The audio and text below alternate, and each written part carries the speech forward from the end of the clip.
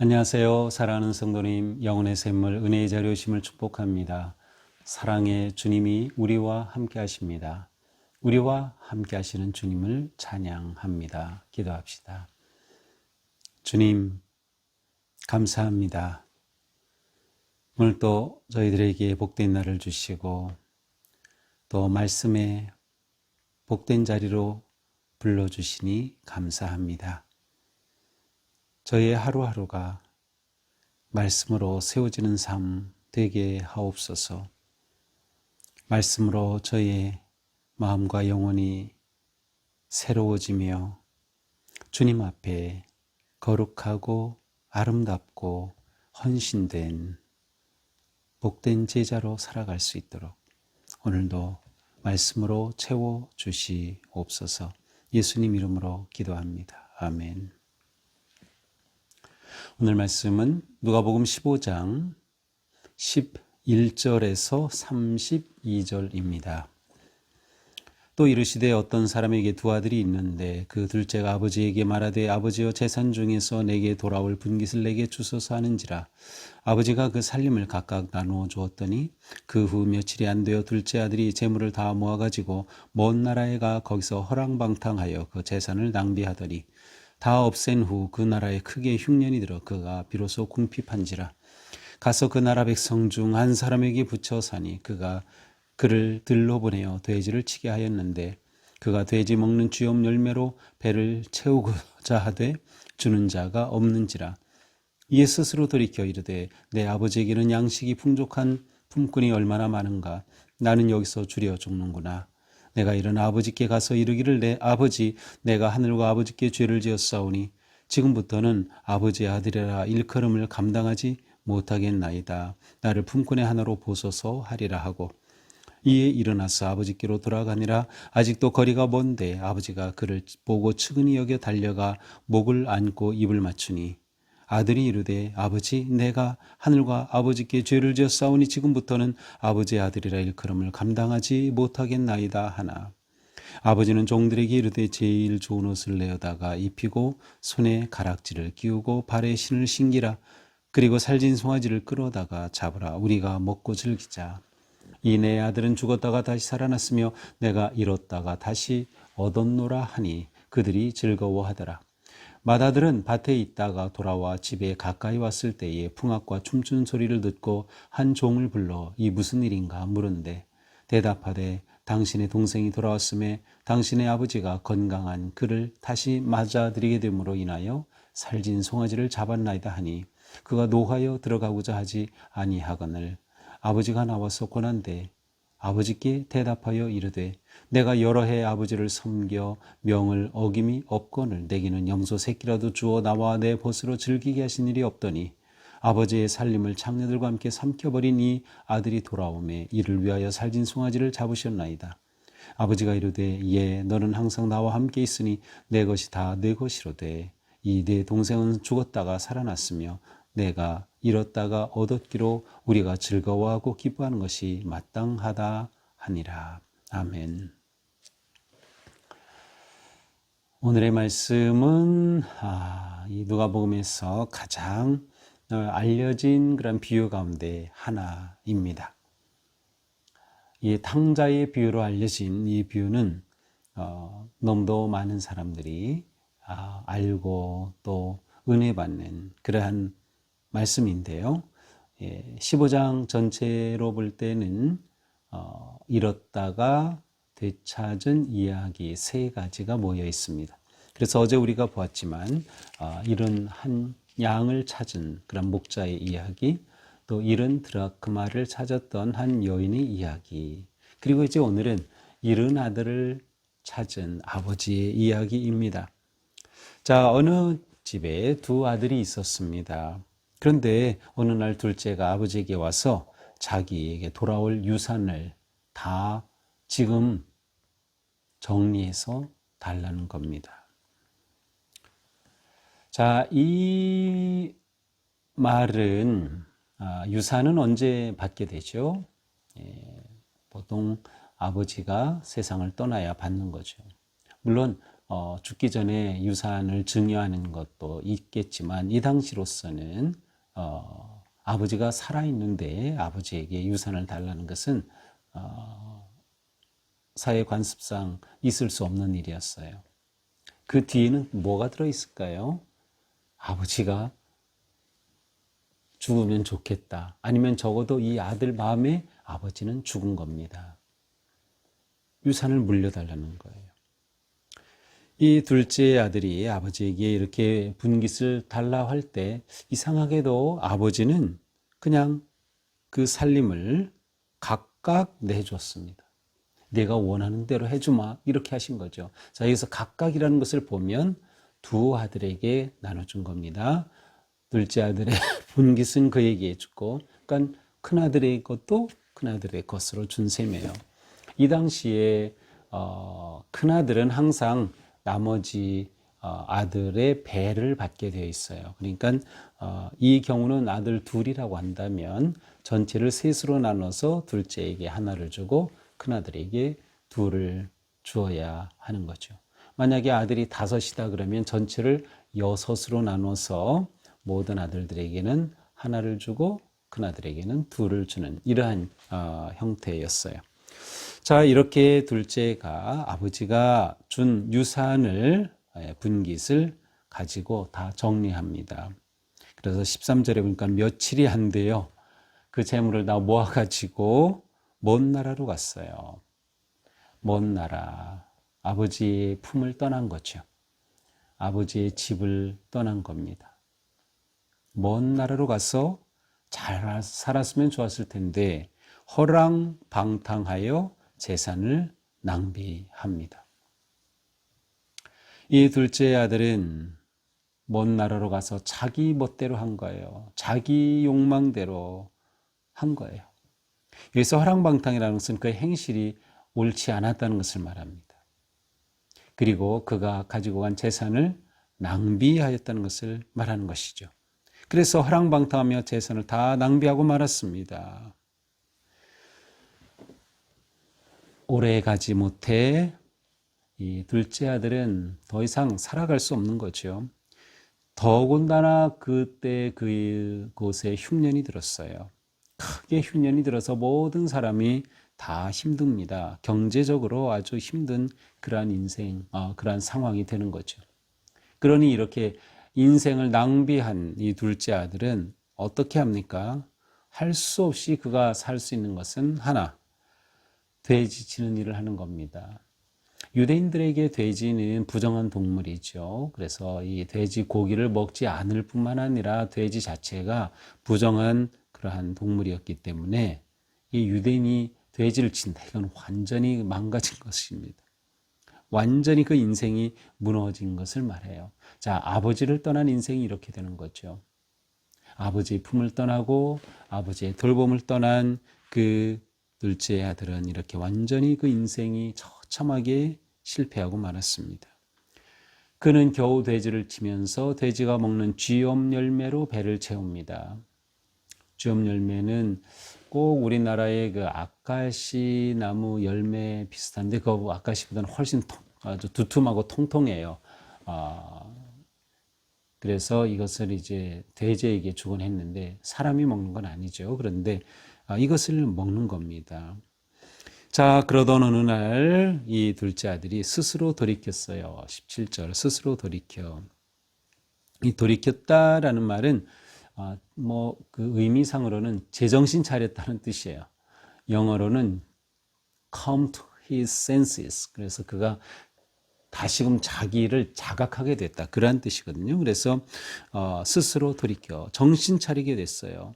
정신 차리고 보니까 어떤 거예요? 아니, 아버지 집에는 품꾼들조차도 아버지 집에는 그 종들조차도 배불리 먹고 편안하게 사는데 나는 여기서 줄여 죽고 있구나. 자기 일을 보게 된 것입니다. 아버지가 있는 인생은 풍요롭고 평안하고 기쁨이 있고 안정된 삶이었는데 아버지를 떠난 인생이 이렇게 비참하게 된 거죠. 그러니 어떻게 합니까? 살 길이 없어요. 결국 이 둘째 아들이 생각한 것은 뭐냐? 그래도 아버지께로 가야 살겠구나. 아버지께로 가야 살겠구나. 그런데 무슨 면목이 있어서 아버지께로 갑니까? 그는 속으로 생각합니다. 아버지를 그래도 찾아가서 제가 아버지의 아들 감히 자격 없습니다. 그냥 아버지 집의 품꾼으로 써주세요. 라고 이렇게 말해야지. 속으로 그렇게 작정하고 아버지께로 갑니다. 20절에 보면 이에 일어나서 아버지께로 돌아가니 그랬죠. 일어나서 바로 이것은 그가 인생의 방향을 돌이키는 순간입니다. 그가 제정신을 차렸죠. 그리고 제정신을 차린 그가 정말로 인생의 방향을 돌이킨 것. 방향 바꾼다는 게 회개라는 뜻이죠. 죄로부터 돌이키는 거예요. 살아온 삶의 방향을 바꾸는 거예요. 회개의 순간입니다. 그는 일어나서 아버지께로 돌아가는 것입니다. 그런데 아버지는 어떻게 하고 있습니까? 아직 거리가 먼데, 집에서 거리가 아직 멀어요. 그런데 아버지가 그를 보고 측은히 달려가 목을 안고 입을 맞추니, 자, 아버지는 아들이 오기를 오매불망 기다리고 있었던 것이죠. 아들이 언제 올지 알아요. 요즘처럼 뭐 연락도 할 수 없고, 그때 이렇게 아들이 오는데 먼 데서 보고 달려왔다는 것은 아버지가 매일 이 아들이 오기를 기다리고 있었다는 거예요. 렘브란트의 탕자의 그 그림을 보면, 우리 교회 그 계단으로 올라가다 보면 1층에서 첫 번 계단 돌아설 때 있는 그림이 돌아온 탕자예요. 바로 그 그림, 렘브란트의 그림입니다. 거기에 보면 이 둘째 아들이 와서 무릎 꿇고 있고 아버지가 있는데, 아버지가 보면은 늙은 아버지예요. 그 손을 보면 다 쭈글쭈글해요. 이 아버지가 아들을 기다리고 있었던 거죠. 그래서 아버지가 이를 보고 측은히 달려가 목을 안고 입을 맞춥니다. 아버지가 달려가는 모습, 이 당시 유대인들은 이렇게 아버지가 경망스럽게 뛰어간다 상상 못할 일이에요. 그러나 이 아버지는 달려가는 것입니다. 아마 달려가니 신발도 다 벗어지지 않았을까요? 그렇게 달려가서 아들의 입을 맞춥니다. 그러자 이 아들이, 아버지, 내가 하늘과 아버지께 죄를 지었사오니 지금부터는 아버지의 아들이라 일컬음을 감당하지 못하겠나이다. 자기가 생각한 대로 말해요. 제가 죄를 지었습니다. 고백이죠. 제가 감히 아들 될 수 없습니다. 감당할 수 없습니다. 아들이 이렇게 말했는데 아버지는 그 말에 대해 대답을 안 합니다. 그래, 내가 종으로라도 와라, 뭐 이렇게라든지, 그래, 네가 나에게 들어왔으니 이제 아들을 맞아줄게, 뭐 이런 말 자체가 없어요. 그냥 아버지는 이 아들이 온 걸 그대로 받아준 겁니다. 그리고서 종들에게 말하는 거예요. 제일 좋은 옷을 꺼내라. 손에 가락지를 끼워라. 발에 신을 신겨라. 송아지를 잡아라. 우리가 먹고 즐기자. 자, 이것은 아버지가 아들을 온전히 받아준 것을 말해요. 좋은 옷을 입혀라. 그 신분이 회복된 거예요. 아들의 신분. 손에 가락지를 끼워라. 아버지와 아들의 관계가 회복이 된 거예요. 신을 신겨라. 그의 인생이 회복이 된 거예요. 그리고 이 즐거움을 나누기 위해 송아지를 잡고 잔치가 벌어지는 것입니다. 이 즐거운 잔치의 모습, 이것은 어제 봤던 두 이야기에서도 마찬가지죠.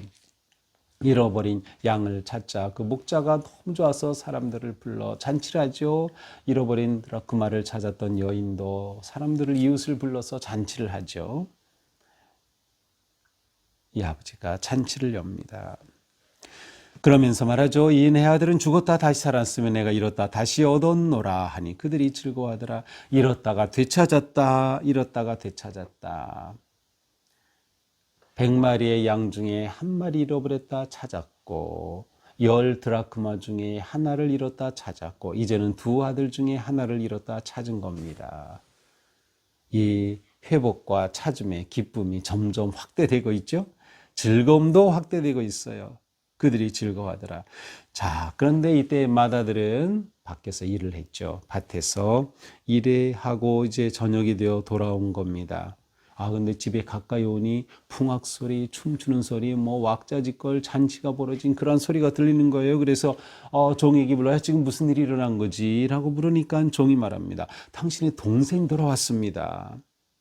아버지가 그가 건강히 돌아온 거 너무나도 좋아 맞아들여서 이렇게 살찐 송아지를 잡았습니다. 아, 그런데 이 순간 이 큰아들은 얼굴이 확 변하는 겁니다. 분노가 치밀어 올랐어요. 노하여. 나 집에 안 들어가. 집에 들어가지 않습니다. 이 사실을 종이 알리니 아버지가 뭐야 우리 큰아들이 왜 안 들어와? 그리고 밖에 나가보니 아들이 정말 집에 안 들어오고 있는 겁니다. 화가 난 겁니다. 그래서 아버지가 문 밖에 나가서 이 아들에게 권합니다. 큰아들에게. 그러자 이 아들이 말하죠. 내가 여러 해 아버지를 섬겨 어김이 없거늘 저는 지금까지 계속 아버지를 섬기지 않았습니까?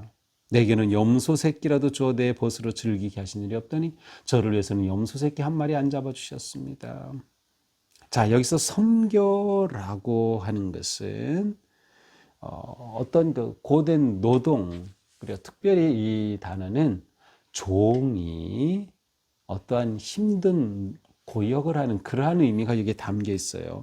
그러니까 이 섬겨라고는 이 단어 속에는 이 큰아들이 아버지와 자신의 관계를 그렇게 아버지 아들의 관계로 보지 않고 단지 주인과 종처럼 자기에게 일을 맡기고 자기는 그 일을 하는 그러한 관계로 보고 있다는 것을 말해주고 있어요.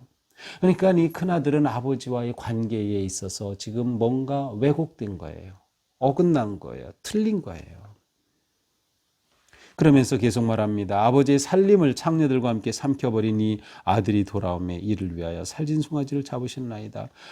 장기와 함께 살림살이 다 삼켜버린 이 아들. 이걸 보면 이 작은 아들의 소식이 집에까지 들렸던 것 같아요. 이 작은 아들이 자기 동생이 이렇게 못되게 재산을 낭비했다는 거 다 알고 있었던 거죠.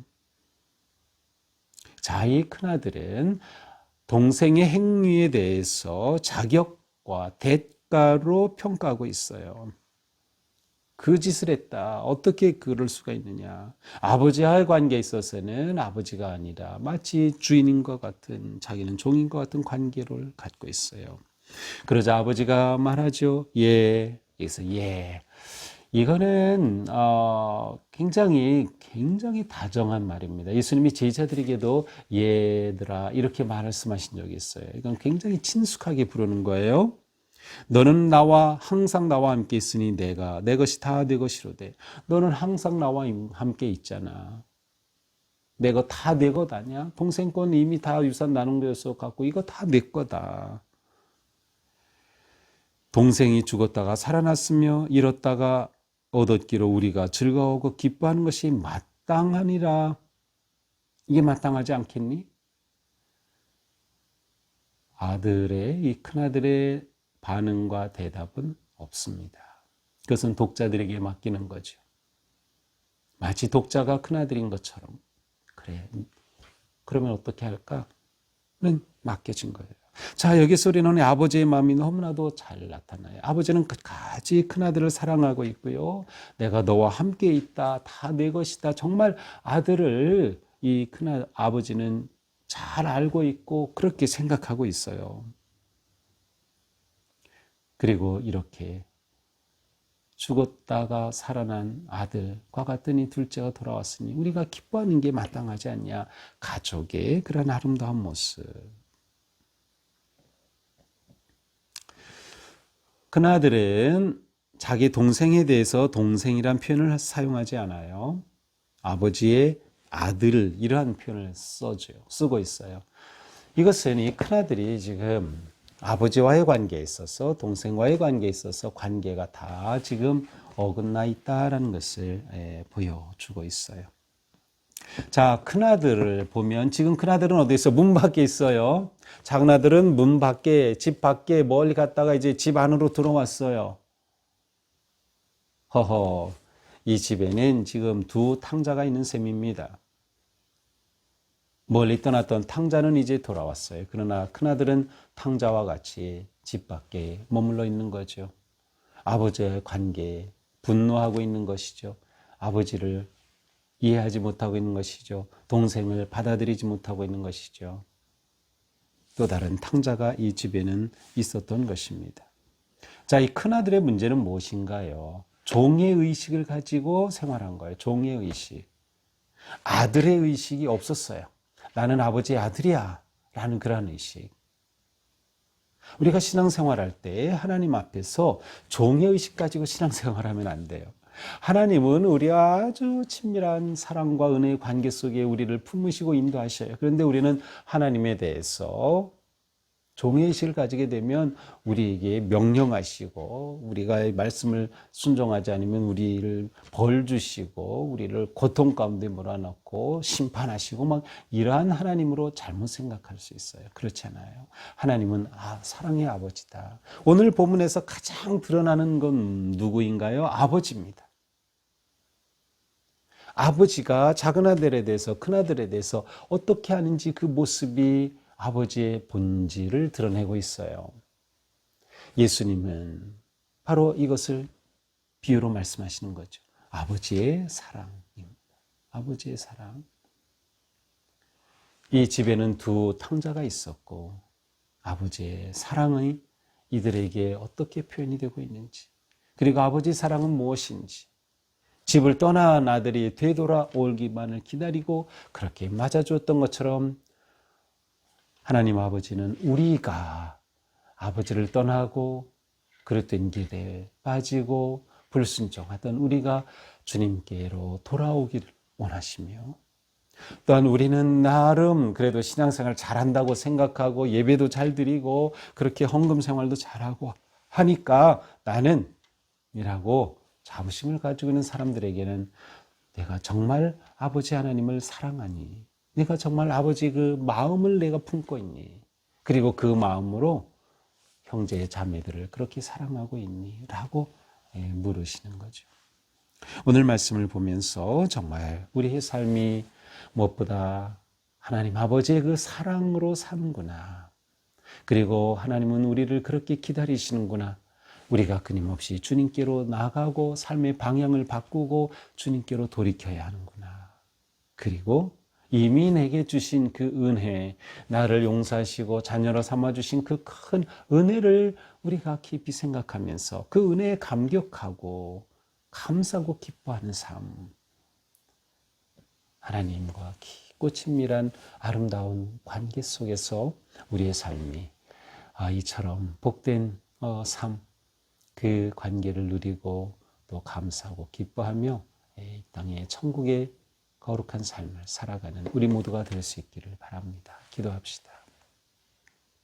주님, 오늘 말씀을 보면서 우리는 집을 나간 둘째 탕자이든 아니면 집에 있었지만 아버지와의 관계가 그릇되고 가족의 관계가 그릇되었던 또 다른 탕자였던 그날과 같든지, 저희들은 오늘의 말씀을 보면서 정말 주님께로 돌아오고 주님께로 회복이 되고 하나님과 나의 깊고 아름다운 믿음의 관계가 바르게 세워지는 그러한 우리의 삶이 될 수 있기를 원합니다. 주님, 오셔서 우리의 그릇된 마음을 바로잡아 주시고 우리의 마음을 열어 주님의 그 사랑을 완전히 영접할 수 있게 하시며 또한 주님께로 돌이켜 믿음으로 나아가는 그런 복된 삶이 되게 하여 주시옵소서. 예수님 이름으로 기도합니다. 아멘. 네, 오늘도 주님 은혜로 우리의 삶이 아버지의 사랑 안에 거하는 복된 하루가 되기를 축복합니다. 사랑합니다.